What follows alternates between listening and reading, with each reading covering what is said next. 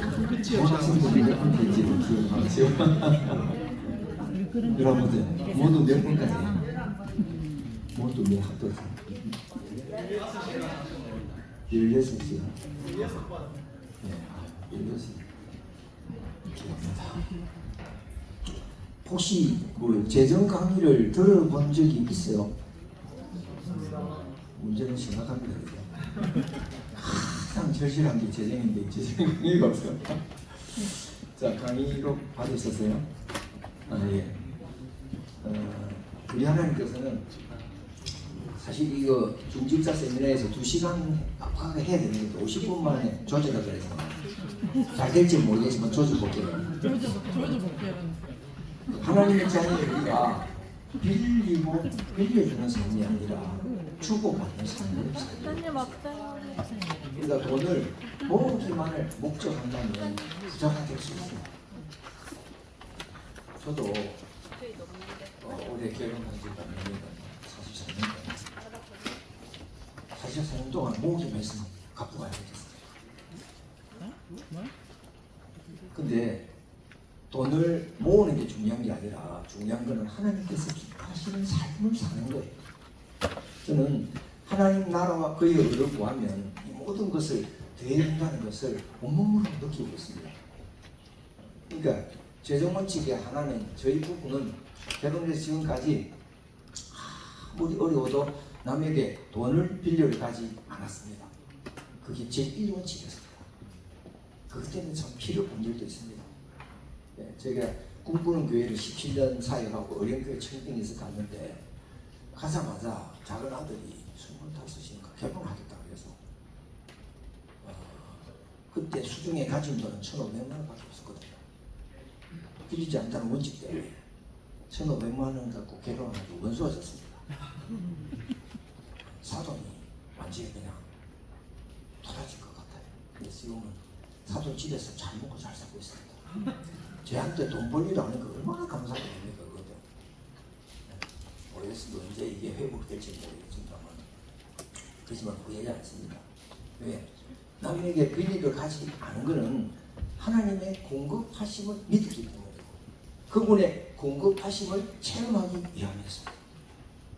우리 하나님의 자녀가 하나님께서는 절대 빚에 허덕이는 것을 원치 않습니다. 당신의 자녀들이 부자로 살기를 원하실 때는 보편적인 겁니다. 특별한 경우 가난을 주기도 하지만 이 재정을 하나님의 방법대로 사용해야 복을 받을 수 있습니다. 그러니까 그런 말 있잖아요. 구원은 믿음으로 받지만 복은 순종으로 받는다는 말이 있지 않습니까? 욕심을 부리기 때문에 빚을 지고 또 보증을 해서 빚을 지는 경우가 대부분입니다. 빚진 자는 최후의 종이 되잖아요. 성경은 믿음에 관해서는 200여 회 이야기하고 있는데 재정에 대해서는 2000여 회 이야기를 하고 있다는 걸 아십니까? 예수님도 돈 얘기를 안 한 것 같지만 엄청 많이 하셨습니다. 다 연결시키면 다 돈 얘기로 연결됩니다. 그래서 이 재정에 대한 원칙을 배우게 될 때 복을 경험할 수 있습니다. 자, 디모데전서 6장 17절 거기 보면 네가 이 세대에서 부한 자들을 명하여 마음을 높이지 말고 정함이 없는 재물에 소망을 두지 말고 오직 우리에게 모든 것을 구해주사 누리게 하시는 하나님께 두며 선을 행하고 선한 사업을 많이 하고 나눠주기를 좋아하며 너그러운 사람이 되게 하라. 바울이 목회를 개선하고 자기 후배 목회자에게 부탁한 겁니다. 돈과 관계에서 첫째, 마음을 높이지 말고 정함이 없는 재물에 소망을 두지 말고 하나님께 소망을 두도록 가르치라. 또 선을 행하도록 하고 선한 사업을 많이 하고 나눠주기를 좋아하고 너그러운 사람이 되게 하라. 교인들이 그렇게 만들어놓은 얘기잖아요. 그리고 예레미야 27장 5절에는 나는 큰 능력과 힘으로 땅과 그 위에 있는 사람과 짐승들을 만들고 내가 보기에 옳은 사람에게 그것을 주었노라. 사람과 재물을 하나님은 누구에게 준다고요? 옳은 사람에게, 즉 의인에게 준다고 되어 있습니다. 그리고 의인은 성경만은 의인은 누굽니까? 의인은 믿음으로 살리라고 있는데 의인은 하나님 나라와 그의 의를 구하는 사람, 하나님과 이웃을 사랑하는 사람, 나아가서 하나님을 섬기고 이웃을 섬기는 사람, 그러면 사랑하고 섬기려면 말로만 갖고는 안 되잖아요. 돈이 있어야 재정으로 해야 돼. 그리고 반대는 자기를 위해 사는 사람, 이기적인 사람, 이 사람은 악인이고 틀린 사람이고 불의한 사람입니다. 그리고 절대로 이기적인 사람과는 교제를 해서는 안 됩니다. 만약에 이기적인 사람이라는 게 확정이 되면 절교를 하셔야 됩니다. 그 사람이 내 인생을 망칠 사람이기 때문입니다. 의인은 베풀 줄 아는 사람을 만나야 좋은 겁니다. 행복을 좌우하는 게 세 가지를 하는데, 첫째는 건강이고, 둘째는 돈이고, 셋째는 관계입니다. 이 세 가지가 잘 균형이 이루어질 때 진정한 행복이 이루어지는데, 우리가 믿음으로 살기로 결단하고 믿음으로 살아가면 하나님께서 우리에게 세 가지를 보여주십니다. 첫째는 하나님의 살아계심을 보여주십니다. 둘째는 우리의 믿음을 더 자라게 하십니다. 셋째는 그리스도의 몸인 교회와 성도들과의 연합이 일어나게 하시고 이웃과의 연합이 일어나게 하십니다. 제가 초역, 그러니까 초역을 거제도 장목면 외포리에 있는 외포교회를 갔었는데, 저는 태어나서 고1 때 예수를 믿어서 처음 제가 예수 믿었거든요. 그 주변에 아는 목사님이 한 명도 없습니다. 그러다 보니까 누가 나를 소개해 줄 사람도 없고 하니까 교회를 섬기러 가는 일이 참 힘들었죠. 그래서 첫 사역이 단독 목회였습니다. 그 당시 84년도, 1984년도 부채가 3천만 원인 교회였습니다. 교회는 몇 명이 됐습니다. 그때 3천만 원 지금 한 3억 정도 될 거예요. 그 빚을 남겨갔는데, 그래서 그때 사례가 8만 원 그랬는데, 2달 동안 도둑을 맞아가지고 8만 원도 못 받은 적이 2달이었습니다. 그 원칙은 빌리를 가서 안 된다는 것 때문에 하나님이 엘리야의 까마귀로 공급하시는 것을 경험했고, 6년 동안 거기서 16,000 사역을 하고 진주 산교회로 왔는데 굶기지 않으셨습니다. 이 다 갚게 하셨고 내부 리모델링 다 해놓고 나오게 하셨습니다. 그런 재정에 대한 체험이죠. 공급하심에 대한 신뢰가 그때 완전히 제 삶 안에 굳어졌습니다. 그때 그 빚이 엄청난 빚이죠, 사실. 제가 믿음으로 살고 결단할 때, 그래서 뭐 금식도 하고 참 교회 바닥에서 잔다고, 밑에는 장판 불이 그 위에는 너무 차와서 입이 돌아가서 와사가 올 때도 있습니다. 그래서 뭐 그 고치러 갈 돈도 없어가지고 그 식사단에 어느 나이 드신 전도사님이 침을 낳는 분이었을 때 그 금식을 맞고 제가 회복이 된 그런 경험도 있습니다. 정말 재정에 대한 많은 경험들이 있는데 오늘 뭐 다 나누지 못할 것 같고, 그때 그 교회당을 토지를 헌납을 했다고 하는데 뒤에 보면 뭐 어떻게 했는지, 그 사교 할머니라고 난장의 할머니 그 땅을 기증했는데 결국은 그 할머니를 우리가 봉양을 하도록 그렇게 됐었습니다. 그래서 사택은 동네 저쪽에 가 있고 교회 바로 붙은 사택 그 할머니를 봉양하고, 그런 참 일들도 경험하게 하시면서 그 할머니도 순적하게 돌아가시죠. 나중에는 이제 그때는 그런 게 몰랐죠. 치매라고 밝혀졌습니다. 그래서 바깥에 옷을 맨 안에 입고 팬티를 제일 바깥에 입는 겁니다. 그리고 동네를 돌아다니고 집에 사람들도 온 동네 사람이 이제 치매인 줄 알고 이제 요양원에 보내도록 그렇게 해서 그 문제도 해결이 되고 여러 가지 사연이 있습니다만, 좌우간 우리가 믿음으로 살려고 결단할 때 그게 나 혼자의 싸움이 아니라 교회의 싸움이 되게 하고 노회의 싸움이 되게 하고 총회의 싸움이 되고, 그래서 총회와 노회에서 후원금이 오게 되고 내가 알지 못하는 성도들로부터 후원금이 오게 되는 그런 일들이 막 일어나서 그 부채가 약게 된 겁니다. 여덟 명의 교회는 불가능한 일이잖아요. 그만큼 믿음으로 산다는 하나님이 그렇게 기뻐한다는 것을 그때 경험을 합하겠습니다. 우리가 즉각적으로 사용할 수 있는 화폐 단위를 돈이라 부르고 돈으로 환산할 수 없는 것을 부라고 하고 이 모든 걸 합해서 재물이라고 합니다. 하나님께서는 재물과 하나님을 겸하여 섬길 수 없다고 하시죠. 아니, 다른 것이 거기에 들어가지는 않아요. 재물 대신에 뭐 오락과 하나님을 겸하여 섬길 그런 말 없죠. 다른 거는 마누라와 하나님을 겸하여 섬길 그런 말도 없죠. 거기에 딱 재물이라는 단어가 들어가 있어요. 재물과 하나님은 결코 동시에 섬길 수 없다. 하나를 주인으로 삼지 않으면 다른 하나의 종이 되게 돼 있거든요. 그러니까 딱 가르면 두 가지죠. 하나님의 종 아니면 돈의 종밖에 없다고 봐요. 세상에는.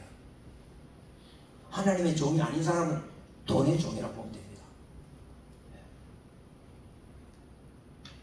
예수님께서 섬길 수 없다 이 단어는 비인격체에게 섬긴다는 단어를 쓰지 않잖아요. 섬긴다는 단어, 살아있는 인격체에 대한 말인데 재물을 섬길 것인가 하나님을 섬길 것인가 결정을 내려야 하는 거죠. 그리고 이 재물이 아람어로 만몬인데 인격적인 대상에게 쓰여지기도 합니다. 단순히 돈은 돈이 아니라 영적인 세계 안에 돈의 신이 있다는 거죠. 돈의 배후에 만몬의 영이 있다는 것을 우리는 알아야 됩니다. 그래서 공산주의는 물질을 하나님의 자리에 두지만 그 뒤에 배후에 만몬의 영이 있는 거잖아요. 그래서 예수님께서는 돈에 대해 어떤 생각을 가지고 계실까요? 혹시 생각해 본 적 있습니까? 예수님이 돈에 대해서 어떤 생각을 갖고 계신지. 마태복음 25장에 다단트 비유가 나옵니다. 금 5달란트 받은 종을 보고 착하고 충성된 종아, 너희가 작은 것 혹은 적은 것에 충성했으니 큰 것을 맡기겠다고 했습니다. 여기서 이 작은 것은 뭘 말합니까? 금을 말하죠. 1달란트, 5달란트, 2달란트, 그 금을 해요. 그리고 1달란트는 지금 단위로는 34kg입니다. 금 34kg이 작합니다. 엄청난 큰 돈. 25톤 덤버트럭 14대분입니다.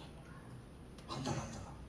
그건 금으로 계산해 보면 1000돈 가까이 됩니다. 1000돈 곱하기 요즘 시가가 얼마죠?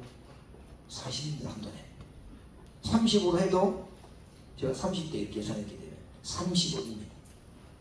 근데 예수님의 이 30억도 적은 것이라고 말했다는 거죠. 이건 좀 충격인데요. 그리고 돈을 그대로 가지고 온 1달란트 그대로 가지고 온 종을 보고 악하고 게으른 종이라고 책망했습니다. 하나님의 손에 부와 능력과 권세가 있는데 예레미야를 통해서 옳은 자에게 의인에게 주겠다고 했죠.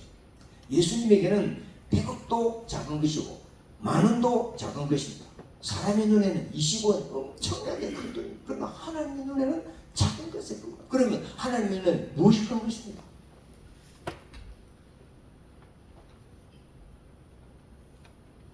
작은 소자가 하나님에게는 가장 큰 것입니다. 다시 말해서 사람이 하나님에게는 가장 크고 소중한 것이고 돈은 거기에 비하면 정말 새발의 피입니다. 근데 이 가르침을 그대로 따르고 있느냐는 거죠. 우리는 사람보다 돈을 귀하게 여기는가 돈보다 사람을 귀하게 여기는 사람인가를 날마다 물어봐야 됩니다. 하나님께서는 한 영혼이 천하보다 귀하다고 하잖아요. 사람을 그처럼 귀하고 당신의 현상대로 당신을 닮은 존재는 사람밖에 없으니까. 우리가 내 새끼를 왜 좋아합니까? 내 옆집 아줌마를 닮았으면 좋아하겠습니까? 나를 닮았기 때문에 좋아하는 겁니다. 그 유명한 소설에 발가락이 닮았다는 소설 있잖아요. 분명히 내 새끼는 아닌데 그래도 내 새끼라는 걸 하고 싶어서 찾아봤더니 발가락 하나 닮았더라고요. 그 하나 닮았더니 그렇게 좋아하는데 다 닮아버리면 하나님 욕하는 거죠. 사람이 영혼이 가장 하나님께 큰 것이고 소중한 것입니다. 그래서 야고보서에 거기 나오죠. 야고보는 사도들이 살아있던 시대인데도 그랬습니다. 금가락지를 끼우고 좋은 옷을 입고 오면 여기 앉았었어. 그죠? 교회의 힘이들 교회 밖에 얘기가 아닙니다. 현대 교회도 어찌 보면 가진 자의 잔치 노름이 되어가고 있을 때가 있습니다. 약한 자들이 소외될 때가 너무나 많습니다. 그 목회 40년 넘게 하고 느낀 자들 지금도 경험하고 있는 거고요. 근데 예수님 그랬습니까? 그 작은 것에 불과한 그 재물에 충성하면 크고 많은 것을 받게 되잖아요. 큰 것이 아닌데 재정은 돈은 너무나 주님에게는 작은 것에 불과한데 그 작은 것에 충성지 않으면 큰 것을 맡기지 않겠다고 하셨다는 거죠. 그렇기 때문에 이 돈 관리가 대단히 신앙과 연관이 깊이 있다.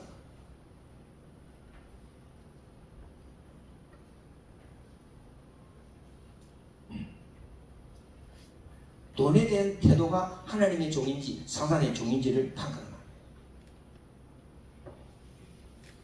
하나님이 돈을 작은 것으로 여기기 때문에 하나님의 자녀 우리도 당연히 돈을 작은 것으로 여겨야 되는데 그렇게 하고 있냐는 거예요.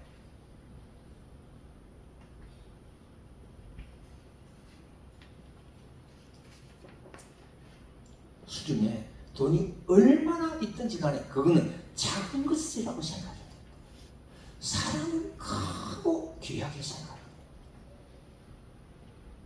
부자를 부러워할 필요도 없고 부자를 부는 하나님의 손에 있습니다. 마태복음에는 내 보물이 있는 곳에 내 마음이 있다 그러죠. 우리는 속지 말아야 됩니다. 기도 많이 한다는 것으로 모든 것을 때울 수는 없습니다. 기도 많이 하는 사람이 믿음 좋을까요? 믿음 없다고 할 수 없겠죠. 교인들 대표기도 시키고 오면은 그냥 책으로 내도 선생님이 전혀 없는 너무나 탁월한 기도를 합니다. 근데 삶이 과연 그러한가는 또 다른 문제죠. 기도한 대로만 살면 다 천사죠. 근데 기도해놓고 삶에 돌아가면 돌변한 경우가 너무나 많습니다. 그래서 기도 한 만큼만 살아도 너무나 좋겠죠. 여러분, 모든 것을 기도로 때울 수는 없습니다. 돈을 사랑함이 일만하게 뿌리라고 했는데 돈은 일만하게 뿌리 아닙니다. 절대로. 돈을 사랑하는 것이 일만하게 뿌립니다. 이걸 잘 우리가 이해를 잘해야 되는데 네가 돈을 선택할래? 아니면 하나님을 선택할래? 하나님께서는 계속 물으십니다. 우리 하루 중에도 이런 선택의 순간을 물을 때가 많습니다. 그래서 날마다 우리는 이 돈과 음욕과는 만물의 영과의 전쟁 속에 살아간다고 해야 되겠죠. 주님은 도전합니다. 하나님 자리하고 같이 놓는 것은 돈밖에 없지 않느냐. 어떻게 보면 자식이 하나님 다음 자리인 것 같은 사실 그 따지고 가보면 돈이 그 자리에 있을 때가 더 많습니다. 돈은 만문, 악한 영은 우리의 속입니다. 우리의 생각과 마음을 속입니다. 다른 유다나 부자 청년처럼 돈이 내 인생에 중요한 것이라 속입니다. 둘째는 두려움을 줍니다. 항상 모자랄 것 같은 두려움. 돈이 지금 은행에 몇 억이 있는데도 모자랄 것 같은 두려움이 자꾸 몰려오기 때문에 자꾸 돈에 올인을 하게 되는 겁니다. 10억을 모아도 또 모자랄 것 같은 두려움이기 때문에 또 20억을 모으는 겁니다. 이게 사탄이 그런 말이에요. 진짜는 비교 의식을 줍니다. 돈 가진 사람하고 끝없이 비교 의식에 사로잡히게. 제 집은 세탁기와 건조기가 있는데 우리 집은 세탁기밖에 없어요. 제 집은 재래식인데 나는 소나타야. 이 비교 의식. 사단이 좀 마음이죠.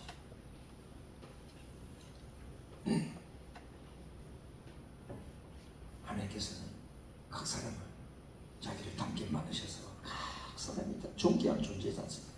근데 만물의 영은 계속해서 비교하고 특히 돈을 가지고 사람을 비교하게 만듭니다. 요즘 그래서 가난이 이혼의 사유가 되고 있잖아요. 만물의 영이 장난치고 있다. 네 번째는 내가 번 돈은 내 것이라 생각. 하나님께서 말합니다. 모든 것이 내 것인데 너에게 빌려 준다. 처음부터 여러분의 것은 태어날 때 아무것도 없잖아요. 지금 가지고 있는 것 사실 내 것이라고 할 수 없어요.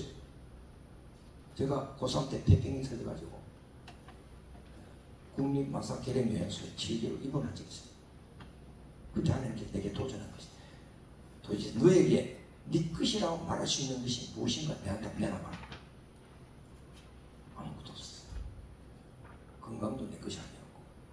애인도 도망가 버리고 부모님도 손 떨어버리고. 그래서 내 생명은 내 것이 아닙니까? 오늘 밤에 가져가면 어쩌래? 아무것도 내 것이. 그래서 결론은 다 하나님이 주신 것들이었습니다. 근데 우리는 자꾸 또 여기 속죠. 자꾸 내 것이라고 도장을 찍고 싶은 마음을 자꾸 가지는 겁니다. 그래서 올 때도 내 것이 없었고 갈 때도 내 것이 없어요. 결론은 그죠? 그래서 중간에 그것도 내 것이 아니라고 살아야 되는데 착각 속에서 내 것이라고 착각하는 인간입니다.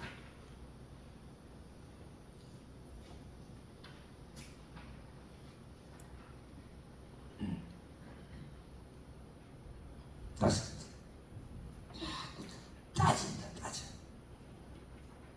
네가 12조를 그렇게 내고 어떻게 살아? 성경금, 부정금까지 하고 어떻게 살아가요? 다시 여러분, 세상 나라는 나의 이익을 위해 사고 파는 세계죠. 그러나 하나님의 나라는 상대방의 이익을 위해 주고받는 세계입니다. 그래서 우리는 사탄이 따지려고 들 때 반대 정신을 선포해야 됩니다. 우리가 이 재정을 잘 쓰면 관계가 풍성해지고 복을 받을 기회가 오고 하나님 나라가 확장됩니다. 지금도 문무사님 필리핀에 2개 가라고 신학교에 관여하고 있습니다만 그 학교가 처음부터 그렇게 커진 게 아니지 않습니까? 하나님 나라를 위해 재물을 잘 쓰는 사람들이 있었기 때문에 그 학교가 지금 그렇게 번성하게 되는 거죠. 하나님 나라가 점점 확장합니다. 교회가 성장하는 것은 재물을 쓰는 사람이 있기 때문에 성장합니다. 재물을 쓰는 사람이 교회 아무도 없다. 그 교회는 폭삭 내려앉는 겁니다. 그래서 돈에 대해서는 항상 재물의 영향을 받지 않고 내가 이 재물을 노예로 다스려. 그래서 모든 재물에 꼬리표를 달아주는 겁니다. 예를 들면 월급을 받아가지고 봉투에 너는 11조가 되라. 너는 구정금이 되라. 너는 성경금이 되라. 너는 생활비가 되라.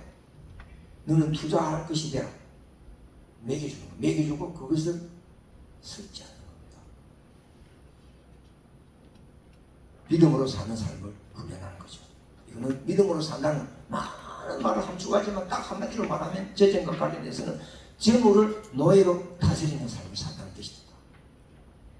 다른 것 다 돼도 이게 안 되면 그건 신앙과입니다.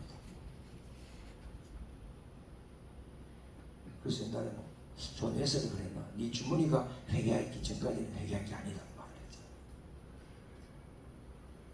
둘째는 재물을 보물처럼 여기지 않고 종으로 부리는 이게 청직이죠. 항상 청직. 그래서 그냥 돈 보고 물어보면 안 됩니다. 돈이시여 오늘 급한 적 쏠까요 말까요? 물어보면 안 됩니다. 바로 70. 내 종이니까 내 말을 들어야. 그리고 단순하게 사는 겁니다. 자꾸 빌려가지고 복잡하게 만들지 말고. 돈이 복잡해진다 여러분. 관계가 복잡해지고 인심도 복잡해지고 주고받은. 그래서 전 돈 빌리러 오는 사람에게는 절대 잘 빌려주지 않고 얼마를 주고 맙니다. 목사하면서 정말 목사가 무슨 돈이 있다고 목사님 돈 빌리러 오는 사람이 있더라니까. 의식 어르신 절대 안 됩니다. 100만 원 더 주고. 저희가 제일 많이 준 게 100만 원인데 100만 원 여러 번 준 게 있어요.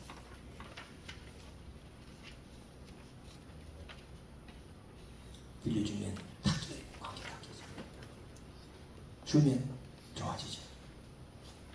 하나님께서 내게 또 통장, 내 통장에 하나님이 또 넣어주는 게 있습니다. 빌려주지 않고 주면. 어떤 방법을 훈련할 것인가? 첫째는 지극히 작은 것에 충성하는 겁니다. 세상에 작은 것이라고 말할 수 있는 일들이 뭐 있겠습니까? 오늘도 차를 보고 왔는데 차들이 제법 많이 주차되어 있더라고요. 그런데 바쁘다고 주차에는 차 앞에 주차하면 어떻게 해요? 주차내면 이거 작은 일인데 이 작은 일을 주님은 눈여겨 보고 있다는 겁니다.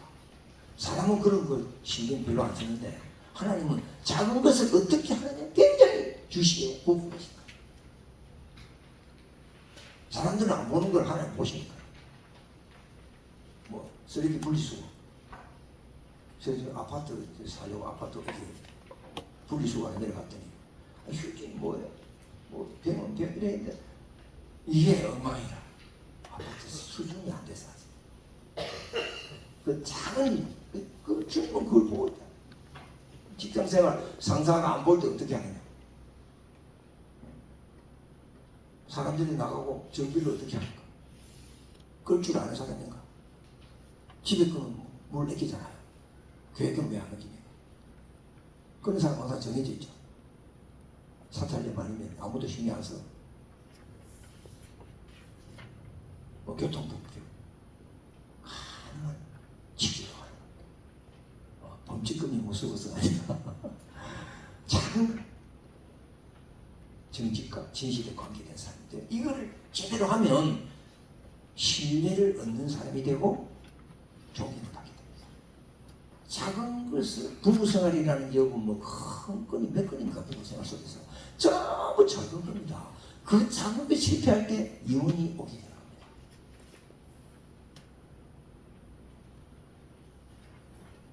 작은 것. 특히 그 중에서도 작은 것 중에 작은 것 재물에 충성하는 것. 육적인 것에 충성해야 하나님이 영적인 것을 맡길 수가 있어요. 그 유명한 누가복음 16장에 불의한 청직이 나오죠. 남의 것에 불의한 네가 네 것에 대해서는 충성하겠느냐고 도전했습니다. 그러니까 투명하지 않은 사람에게는 영적인 것을 맡겨줄 수가 없는 겁니다. 그렇죠? 돈 거래가 분명치 않은 사람에게 하나님 목사를 시키겠습니까? 장로도 안 시키지. 집사도 안 시키지. 사람들이 모르고 뽑아주니까 되는 거지. 세 번째는 하나님의 것과 남의 것에 충성하는 걸 흔내야 됩니다. 그죠? 그게 누가복음 16장 10절에 지극히 작은 것에 충성된 자는 큰 것에도 충성되고 하나님의 결론입니다. 지극히 작은 것에 불의한 자는 큰 것에도 불의하니라고 못을 딱 받고 있어요.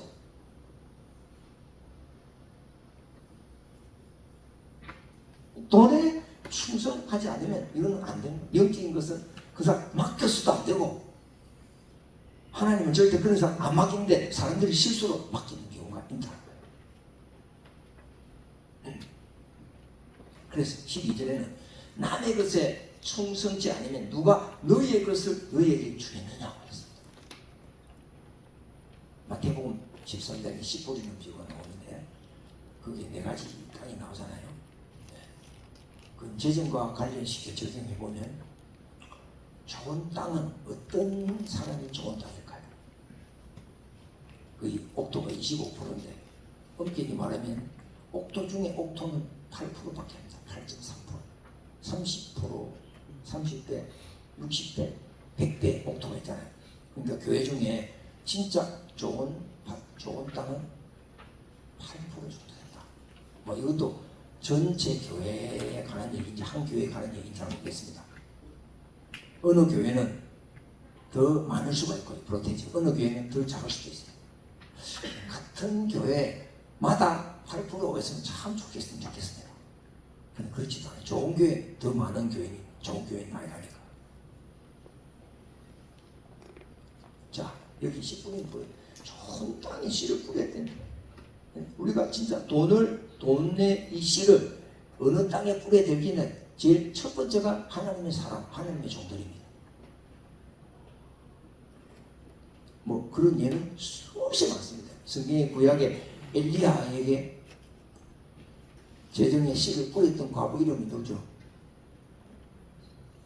사라밧 과부입니다. 기름 한 움큼, 그죠?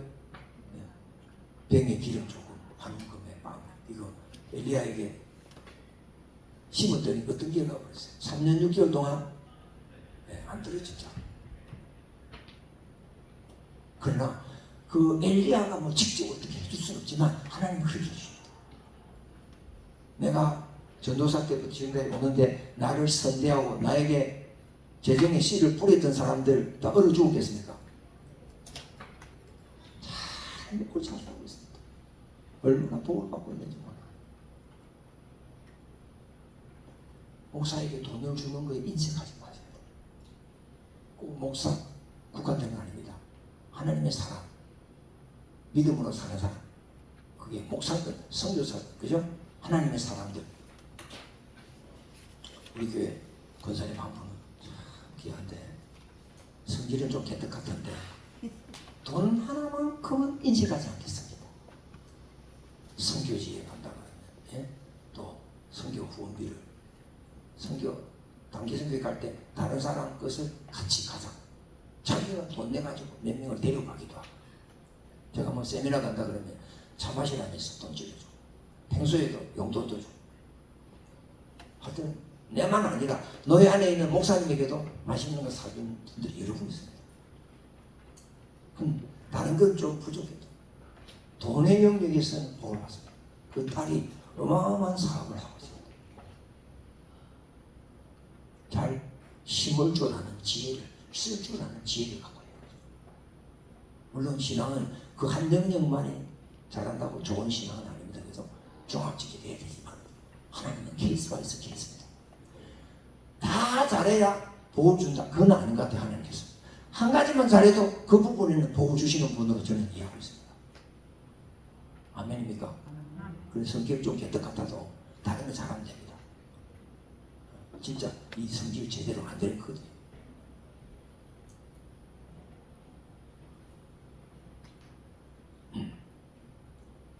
그 다음에 두 번째 좋은 땅은 하나님 나라의 프로젝트. 예를 들면 교회당 건축할 때 선교지에 선교센터, 뭐 학교, 병원, 어린이집 많잖아요. 하나님 나라와 관련되어 있는 여러 가지 프로젝트가 있죠. 뭐 신학교 후원 같은 것도 그런 얘기를 드리고요. 작년인가 필리핀에 가면 보홀이라는 섬이 있는데 선교사님이 6가정이 있어요. 근데 20년이 되도록 선교사만을 위해서 위로해주는 프로젝트가 한 번도 없었대요. 그래서 우리 노예 3분의 목사님 교회가 합력해서 1박 2일 선교사님 부부를 불러서 리조트 잡아주고 하룻밤 같이 세미나를 했는데 너무너무 위로를 받았어요. 왜냐하면 자기들은 현지에 베풀기만 하는 일밖에 안 하는 거예요. 누가 자기를 섬겨주는 사람이 아무도 없다고 보는데 그 10년 20년 그렇게 했기 때문에 그냥 우리가 가서 그렇게 베풀어줄 때 너무 큰 위로를 받았어요. 그래서 저는 은퇴를 해도 그 일을 좀 하고 싶습니다. 혹시 그런 일을 하러 간다고 할 때 목사님에게 좀 플로잉을 해주시면 좋겠습니다. 1년마다 해달라고 하는데 아직 저 약속을 못 지키고 있어요. 내년쯤 한번 생각을 해보려고. 하나님 나라의 프로젝트입니다. 이런 일이 좋은 땅입니다. 여기에 심으야 여러분이 30배, 60배, 100배의 복을 받을 수가 있습니다. 눈을 뜨시기 바랍니다. 첫째는 고아와 과부와 길입니다. 그 유명한 비유 있잖아. 양과 염소 비유 있죠. 거기 염소들은 뭐라 그랬습니까? 우리가 옥에 갇힌 자, 가난한 자, 병든 자, 죽은 자, 나그네, 돌바다 있는 예수님 아니라는 자. 그들에게 한 것이 곧 내게 한 것이다. 가난한 자, 병든 자, 죽인 자, 나그네. 그래서 성경에도요, 나그네에 대한 배려를 반드시 하고 있고요. 특히 성경은 고아의 아버지라고도 이야기하고 있죠. 하나님. 고아와 과부를 그 고아와 과부를 위해서 구약의 유대인들은요 3년에 한 번 특히 11조를 전부 그 고아와 과부를 돕는 데는 쓰게 됐었어요. 그래서 전체 1년 예산 중에 하나님이 기뻐하는 이 구제 예산이 특별히 많으면 너무 하나님 기뻐하시겠죠.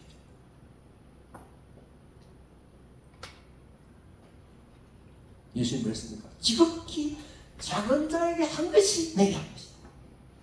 그래서 누구를 음식에 초대할 때도 대도를 주저 없는 자에게 하라고 했잖아. 근데 진짜 재미는 없습니다. 저도 조금 규모 있는 교회를 이렇게 하다 보면 목사들끼리 모여서 밥을 먹을 때 누가 밥을 해야 되겠습니까? 문제가 목사님 될 수밖에 없습니다. 맨날 얻어만 쳐먹는 인간 보면 속으로 좀 이런 게 올라오겠어요. 당연히 당신이 큰 교회니까 네 그런 식으로 생각합니다. 그 사람 평생 쫄딱 그런 모습을 살 수밖에 없어요. 대접하는 자가 더 복을 받게 돼요. 그러니까 저는 그 외포에 6년 동안 보조를 받아봤고 바다로도 다녀봤고 시상반사하더란 말입니다. 그래서 제2산을 이렇게 개척하고 교회당을 지을 때 일전도 누구에게 달라 소리 한 적이 있거든요. 여러분 보조받는 교회가 복을 받는 게 절대 아닙니다. 보조해주는 교회가 복을 받습니다. 그러니까 보조는 끊어버려야 돼요. 굶기는 살림 하나님 알아서 해주시고 나 비리를 안 갑니다. 이게 돼야 돼요. 그럼 하나님 빨리 교회를 자립하게 해주죠. 이 원리를 목사님들도 너무 모르기 때문에 계속 보조청을 만들어 바보 던지겠지. 평생 그렇게 살아요.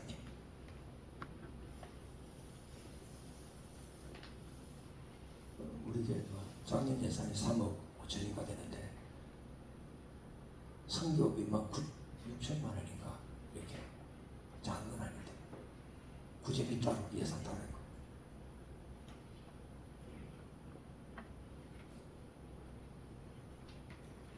우리 교회 고한 원장님 하고 계신데 내 앞에 있는 목사님이 23년 목회할 때 그렇게 목사님을 괴롭히고 나는 괴롭히도 않는데 내가 왔을 때 나가 있어요.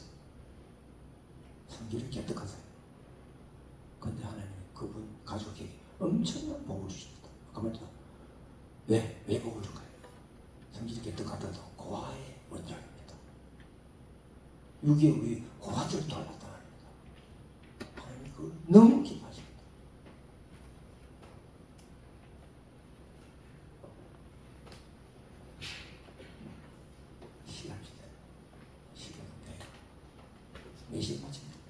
마치 5분 전에 누가 좀 땡소리 해주소. 이 생각하면 2시간 더 갈 것 같아. 10분 남아서 19분. 자, 못하면 다음에 또 부르겠지. 자, 그러니까 우리가 투자할 곳. 자, 1번 원자력 발전소 건설.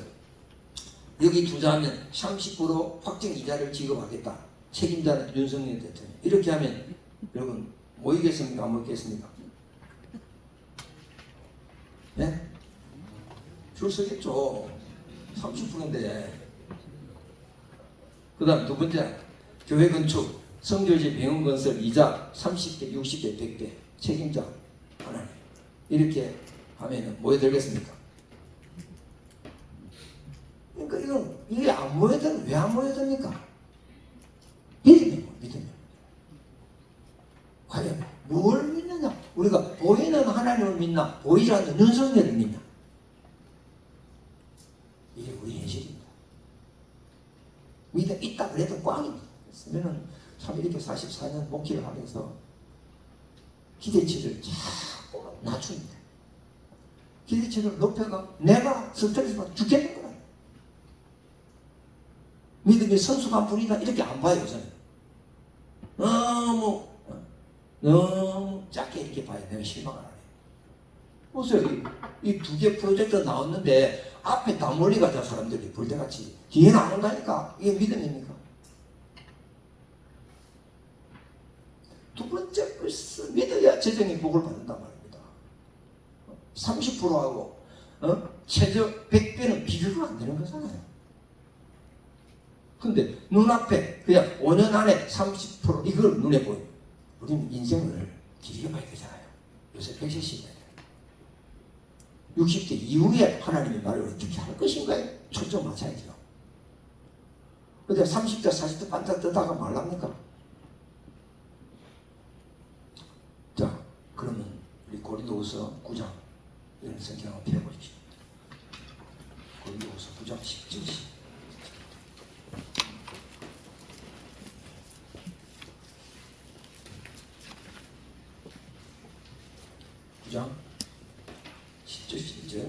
심는 자에게 씨와 먹을 양식을 주시는 이가 너희 심을 것을 주사 풍성하게 하시고 너희 의의 열매를 더하게 하시리니 너희가 모든 일에 넉넉하여 너그럽게 연보를 하면 그들이 우리로 말미암아 하나님께 감사하게 하는 것이다. 자, 이 재정 사용의 지침이 나와 있죠. 첫째는 뭡니까? 신이다. 하나님이 신어준다. 심을 마음이 있는 자, 심을 마음이 없는 자에게 이 씨가, 심을 마음이 있는 자에게, 자, 용처를 지금 첫째 씨, 이 씨는 뭘까요? 심을 씨 11조입니다.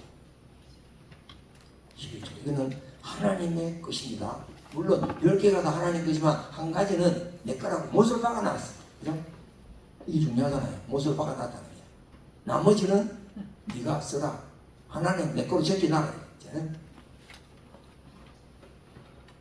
이게 하늘 은행 통장의 기본 잔고입니다. 이게 기본 잔고. 11조. 두 번째는 먹을 양식을 준다 그랬죠? 이게 이제 소비에 쓰는 건데 먹을 양식, 개인적인 소비를 위한 겁니다. 이 먹는 문제와 관련해서는 주님이 위대한 말씀하시죠. 너희가 참새보다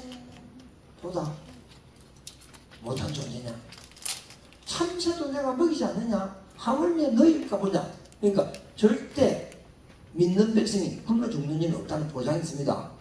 아멘? 이거 보장되어 있습니다. 먹을 양식 주십니다. 세 번째는 심고 거두는 영이 있는데 이거는 심는 시에 배가가 이루어지는 영입니다. 자, 이게 무슨 얘기냐면 여러분의 재정으로 배가를 목적으로 하나님 나라에 투자를 하는 겁니다. 예를 들면 지금 누군가를 돕고 싶은 마음을 하나님 주셨을 때 그냥 주는 게 아니고 하나님 앞에 기도해요. 하나님 이거는 심겠습니다. 심겠습니다. 나중에 100배로 돌려주시기 바랍니다. 믿음으로 심으세요. 아무 생각 없이 그냥 자기를 베푼다는 식으로 그렇게 주면 안 돼요. 믿음으로 심어요. 심는 겁니다. 그렇죠? 심을 것을 주신다 했으니까.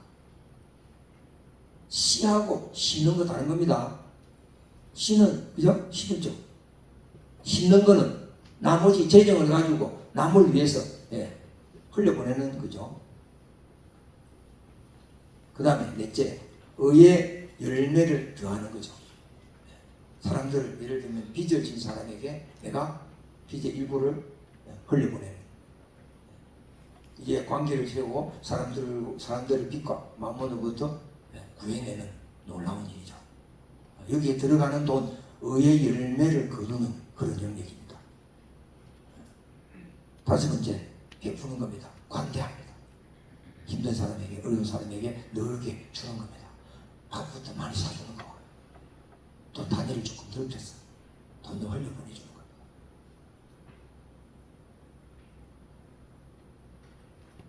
그리고 이게 하나님이 배가를 시켜주는 영역들입니다. 심는 이 영역에 여러분이 많은 체험이 있으면 좋겠습니다. 누군가에게 100만 원을 심었는데 그 다음 주에 어떤 사람이 내한테 100만 원을 주는 일들이 흔히 있습니다. 안 해보시니까 이런 일을 배운 거예요. 해보면 놀라운 일들이에요. 그래서 우리가 배가시키게 되면 하나님 나라에 투자해야 되고 좋은 땅이 하나님의 사람들에게 심을, 그렇죠? 우리가 심을 때 하나님이 말씀하신 곳에 말씀하신 사람에게 심어야 됩니다. 누가 막 달라고 할 때 어떤 사람은 자기가 베푸는 성질, 베푸는 스타일이기 때문에 그냥 주는 사람이 있는데 그건 아닙니다. 그죠? 물어봐야 돼요. 하나님, 이거 저 사람에게 제가 심으면 되겠습니까? 하나님 마음 주실 때 믿음으로 심는 겁니다. 하나님께서 참된 것을 보상해 주시고 때로는 재정으로도 보상해 주십니다. 여러분, 우리가 믿음을 더 크게 하십시오. 100배의 결실을 주님 기대하며 제가 심겠습니다. 그러나 그것이 언제일지는 하나님의 소원입니다. 심으면서 다음 주에 바로 100배가 돼, 이건 사기꾼이죠. 배가시켜주는 귀한 하나님 손이 있는 거니까. 그죠? 그게 쉽지 않습니다. 그것 때문에 못 심는 경우가 많습니다. 언제 줄지 아무도 몰라. 심는 겁니다. 그래서 10대, 30대, 25대를 의인이 버림당하거나 그 자손이 걸식함을 보지 못했다 했잖아요. 그러니까 심는 것의 가장 대표적인 것은 11조입니다. 11조는 제사나 레위인, 고아, 가구, 객을 위해 사용해야 되죠. 구약시대는 이렇게 맹시를 해놨습니다. 마치 11조는 체대법과 같습니다. 진멸법이라는 게 있죠. 구약시대 진멸법. 뭐죠? 아말렉을 진멸하라 그랬죠. 다 죽였대요. 진멸 다 죽인 거예요. 다 하나님 그래요. 예를 들면 여리고는 해례법입니다. 진멸하라 그랬어요. 그게 아간이 손을 댔다가 난리 났죠. 하나님의 것에 손을 댄 거죠. 전체가 하나님의 거니까 너는 노타치 이게 진멸입니다. 진멸. 그건 손대면 안 되는 거예요. 그리고 재정 중에 손대서 안 되는 게 뭐라고요? 11조. 그게 손대면 곤란합니다. 그래서 우리가 재정을 짤 때는 예산을 사니 예산을. 자, 예산 세우기 한번 보십시오.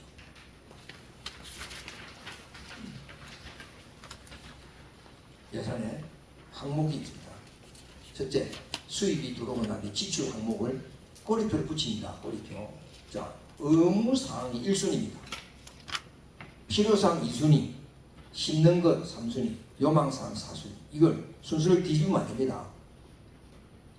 의무사항 프로테이지가 40, 50%, 필요사항 40, 50%, 심고 거두는 거 원해지 10%, 요망사항 원해지 10%. 전체 프로테이지 딸 때 그렇게 됩니다. 근데 이제 많이 부자가 되면 이 프로테이지가 바뀌겠죠. 네, 바뀌겠죠. 자, 거기 의무사항 뭡니까? 11조. 세금 내야 되잖아, 세금. 빚 갚는 거, 이 의무사항. 공과금, 부모 효도비. 부모 효도비 요즘 이게 1순위가 안 돼서 참 문제가 심각합니다. 필요사항, 생필품, 교육비, 교통비, 저축, 여가생명, 개인용돈. 그 다음에 심고 거두는 영역. 주님께서 이거 좀 네가 줬으면 좋겠다고 말하는 얘기죠. 하나님의 일을 하는 사람들, 하나님의 프로젝트, 하나님의 사회, 고아, 가구, 나그네, 요망사항, 명품, 자동차 업그레이드 뭐 이런 거 비싼 거는 요망사항이죠. 자, 이걸 짤 때 주님과 함께 주님께 물으면서 하나님의 음성을 듣고 짠다면 너무 하나님 기뻐하겠죠. 그리고 주님께서 말씀하신 좋은 땅에 심으면 반드시 재정은 배가시켜 준다는 믿음을 가져야 됩니다. 그 마가복음 4장 14절 이후에 나옵니다. 주님 마음으로 선하게 주면 주께서 반드시 참된 것으로 우리에게 갚으십니다. 그래서 그 잠언 11장 24절에서 흩어 구제하여도 더 부하게 되는 일이 있나니 과도히 아껴도 가난하게 될 뿐이다. 그래서 아껴가지고 돈 된다 그런 얘기 있잖아요. 그죠? 지금 써보도 못하고 돌아가십니다. 또 구제를 좋아하는 자는 풍족해질 것이고 남을 윤택해 하는 자가 자기도 윤택해진다는 말씀이 있죠.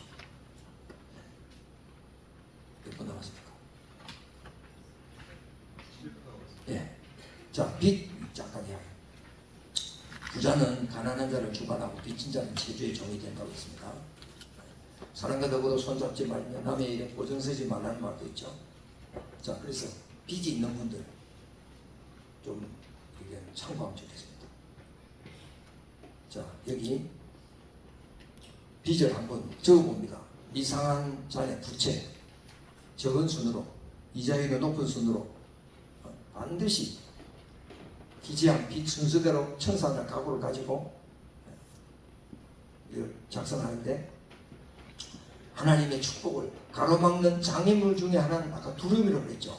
이 두려움은 재정의 파이프라인을 막고 있는 큰 장애물입니다. 이 두려움을 가진 사람은 하나님께서 돈을 공급해 주어도 돈을 모으기만 합니다. 나는 돈이 충분치 않다. 돈이 없으면 힘이 없어 라고 생각. 돈은 움켜집니다. 이런 사람에게는 돈을 더 넣어줘도 파이프 저쪽으로 나오지가 않습니다. 2배로 준다고 할지라도 돈을 흘려보내지 않으면 돈은 늘 부족합니다.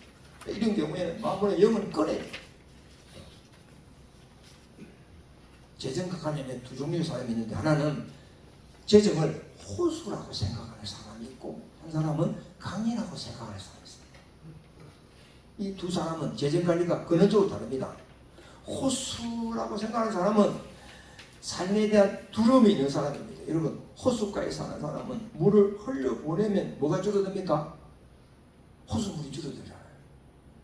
호수는 클수록 좋다는 거니까. 그런데 강가에 사는 사람은 물을 흘려보내면 물이 다시 위로부터 흘러나온다는 생각을 합니다. 내가 호수의 사람인가? 강이라고 생각하는 사람이 자신을 생각해 보지. 우리는 어느 강가에 사는 사람들입니까? 은혜의 강가에 사는 사람들.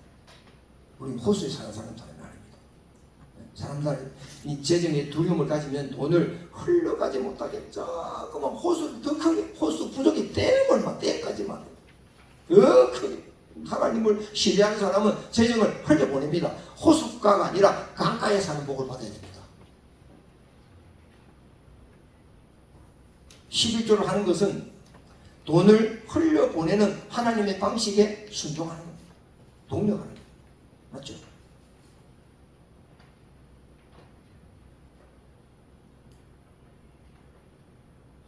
힘죠. 내가 어떻게 할 수 있는 게 아니잖아요. 교회에 맡겨놓으면 교회가 그걸 흘려보내니 쓰잖아요. 그래서 절대 돈에게 묻지 말고, 여러분 가장 소중한 것은 돈으로 값어치 매길 수가 없잖아요. 재정이 흘러오는 통로가 여러 개인데, 뭐 직업을 통해, 사업을 통해, 저축을 통해, 금융, 집과 땅을 통해 들어오는데, 그러나 재정의 근원은 누굽니까? 하나님. 재정의 통로는 너무나 다양하지만 근원은 오직 한 분 하나님. 통로는 계속 바뀝니다. 하지만 재정의 근원은 오직 하나님. 이 재정의 근원과 통로를 이게 헷갈리면 안 됩니다. 사람들은 재정의 통로를 신뢰하면서 재정의 근원인 하나님을 신뢰하지 않습니다. 우리 그리스도인들은 재정의 근원인 하나님께서 더 좋은 재정의 통로를 열어주실 거라고 믿는 사람들입니다. 그래서 재정 때문에 걱정하지 않는 사람이 진짜 신자입니다. 대부분의 사람들은 재정의 통로가 바뀔 때마다 두려워합니다. 재정의 통로를 사용하는 분은 하나님입니다. 우리는 재정의 근원인 하나님을 신뢰하면 그분께서 재정의 통로를 사용한 사랑하는 자녀들에게 재정을 공급하십니다. 뭐 엘리야 얘기는 대표적인 얘기고요.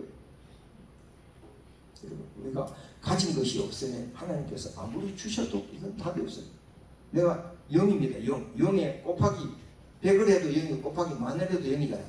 그러나 내가 1만 가지고 있어도 곱하기 0만 해도 10이도 곱하기 공이 늘어나서도 늘어나잖아요. 내가 가진 자는 더 가지게 있는 거 뺀다 했습니다. 가진 것을 어떻게 사용하는지가 중요하잖아요. 그래서 있는 자는 복을 받을 것이고 없는 자는 있는 것까지도 뺏기도록 했습니다. 아무것도 없는 데서는 배가 삭힐 수가 없어요. 그래서 엘리야도 네 손에 뭐가 있느냐? 빚진 선지자의 여인에게 빈 그릇을 빌려오라, 그죠? 빌려오라. 근데 이 사람은 없습니다. 없는 것에 초점 맞추잖아요. 없냐? 뭐가 있는데? 안 되네. 뭐죠? 안 되려고 말했어요. 500이요.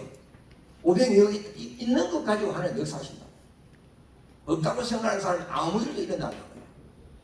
있는 것을 내놓을 때 하나님은 그게 배가 아니라 100배의 역사를 일으키는 거예요. 연습을 해보십시오. 1년에 부재기를 작년에 내던 그대로 내는 습관이고요. 물어보십시오. 올해는 얼마일까? 성경이 올해 얼마일까요? 한번 하나님과 한번 여러분 해보십시오.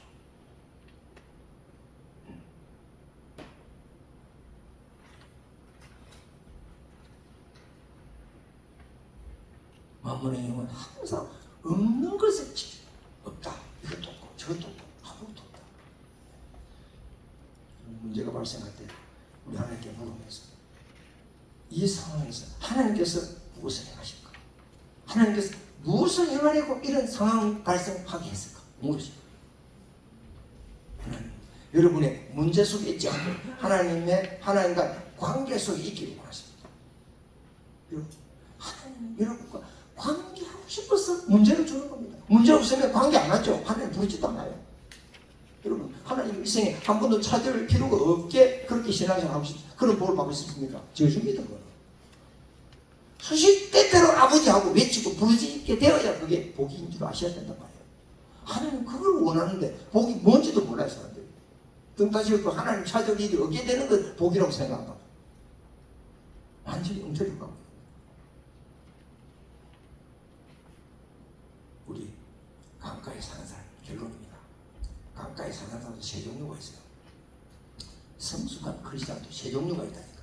첫째는 강물, 아까 호수물이 부족하다네. 그 사람은 우리가 그리고 보니까 강물, 즉 물이 부족하다 생각, 강물을 모아서 호수를 만들고 댐을 만드는 강가에 살면서도 그 짓을 하는 건 참 골치 아픕니다. 두 번째는 강물은 부족하지 않다 생각하는데 이 강물을 전부 자기를 위해 써버립니다. 셋째는 뭐죠? 강물이 충분하다 생각해서 일정량을 쓰고 흘려보냅니다. 심지어 관계시설을 해서 그죠? 운하를 만들어서까지 멀리까지 흘려보내는 사람이 있습니다. 우리가 취해야 될 모델은 세 번째, 필요한 만큼의 돈을 내가 사용하고 나머지 돈은 흘려보내는 것이 성경적인 삶. 통장에 돈이 많은 것으로 안정감을 느끼고 있습니까? 그럼 하나님은 안정감을 주는 일에 무슨 역할을 하는 겁니까?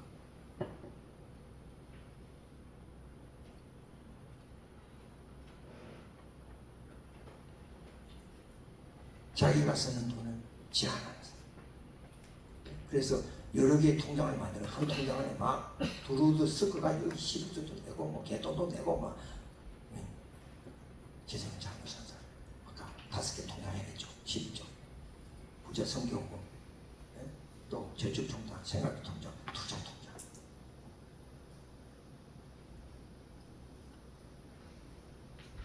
여러분 첫 번째, 두 번째 강의 사람은 하나님 나라 그 의를 위해 쓸 돈을 먼저 정하지 않고 자기를 위해 쓸 돈을 먼저 정하는 우선순위가 잘못된 거죠. 먼저 하나님 나라를 구하라 그랬지 뒤에 하나님 나라를 구하랬습니다. 그래서 아까 이기적인 사람들은 절교를 내 인생을 망치는 사람이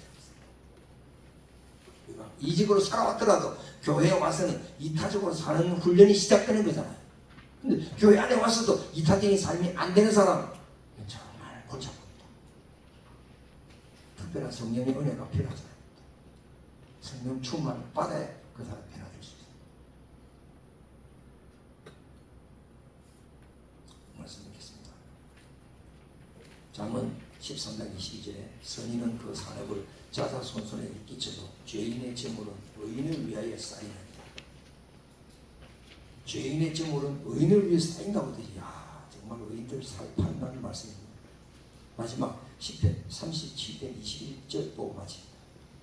37편 21절 악인은 꾸고 갚지 아니하나 의인은 은혜를 베풀고 주는도다. 여러분 살다가 저는 빚을 안 지는 원칙이지만 뭐 사업을 한다든지 어떤 빚을 안 질 수 없는 상황이 생기잖아요. 그때는 빚을 갚으면 의인입니다. 뱉어라 이건 악인입니다. 10원이라도 갚아 나가는 사람은 의인이지만 갚기를 거절하는 사람은 이건 악인입니다. 그 사람은 절대 재정의 복을 받을 수가 없습니다. 보시잖아요. 이건 우리와 관계없는 얘기니까 나누고 우리 신자들의 세계에서 그렇다는 얘기예요. 그래서 여러분 교회 안에 잘 사는 분들 재정적으로 부한 분들의 과거를 한번 역추적해 보십시오. 인생한 사람이야. 인생한 사람이 그 인생 잘못 사는 겁니다. 하나님께 복을 받아 부자 된 인생이 지가 애끼고 저랑 스크루지 내가 부자 된 거니까 똑같은 인간입니다. 쓰고 베풀고 흘려보냈는데도 부자 된 사람이 있단 말이에요. 이게 진짜 성경이 말하는 부자입니다. 그렇죠? 다윗이나 요셉이나 성경 한번 보십시오. 부자들 보십시오. 다윗 지금 아브라함 보십시오. 어마어마한 그부입니다. 그런데 아브라함은 부동산은 몇 평 가지고 있었죠? 살아 죽을 때 밭대기 하나. 그 부동산 전부 동산을 갖고 있어요. 왜? 흘려보내고 싶어요. 부동산 왜? 팔리야 내지. 안 팔린다면 그만이잖아요. 내고 싶은데 안 팔립니다. 이거 끝나는 거예요. 아브라함은 그런 핑계를 대고 싶지 않았어요. 다 동산으로 가지고 있어요. 얼마나 이웃에게 베풀고 흘려보냈는지. 그 지역 사람들이 그 사람을 지도자라고. 창세기 23장에 나옵니다. 당신은 우리 지도자이니 당신이 원하는 대로 땅을 취하라고 하잖아요. 제대로 된 사람. 진짜 그리스도. 진짜 믿음이 주 사람. 믿음. 아브라함은 재정을 제대로 사용한 사람. 뒤에 다 보이죠. 자세히 보면 재정 관리가 분명합니다. 하나님 나라를 위해 다윗 보시죠. 다윗. 역대상 26장에 어마어마한 재산을 성전 건축에 다 헌납하고 가잖아요. 죽을 때 자식에게 안 주거든. 미국 크리스찬들이 그렇게 해서 미국 교회 유죄 같은 게 죽을 때 미국인들은 다 교회에 헌납을 한다. 우리는 자식에게 헌납하고. 한국 크리스찬과 미국 크리스찬의 차이.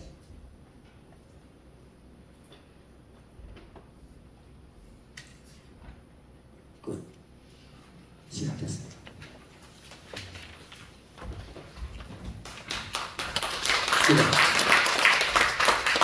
아버지 고맙습니다.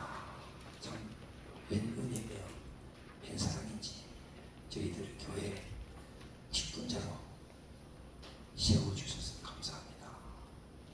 진정 사람들이 나를 잘 모르고 나를 세워줬다면 이 자리에서도 내놓을 수 있는 용기를 하나님 앞에서 부족하지만 제가 하나님의 사람이 되고 싶습니다. 제가 제대로 된 믿음의 사람이 되고 싶습니다. 직분자가 되는 순간부터 멈추는 사람이 아니라 더 믿음으로 살아가는 사람이 되고 싶습니다. 더 잘하고 더 성숙하고 있습니다. 그래서 아브라함처럼 불신자들로부터 당신은 우리 가운데 지도자시오. 원하는 대로 취하시라고 이런 말을 들을 수 있는 사람이 되도록 재정을 잘 사용하고 재정을 흘려보냄으로써 은혜의 강가에 사는 옥토들로 주 앞에 서 있게 도와주시고 좋은 땅을 분별할 줄 알고 그 좋은 땅에 심을 줄 아는 지혜로운 형제들이 되게 도와주옵소서. 그래 우리 진주삼일교회가 큰 복을 받고 우리 성도들이 복을 받는 역사가 있게 하여 주옵소서. 예수님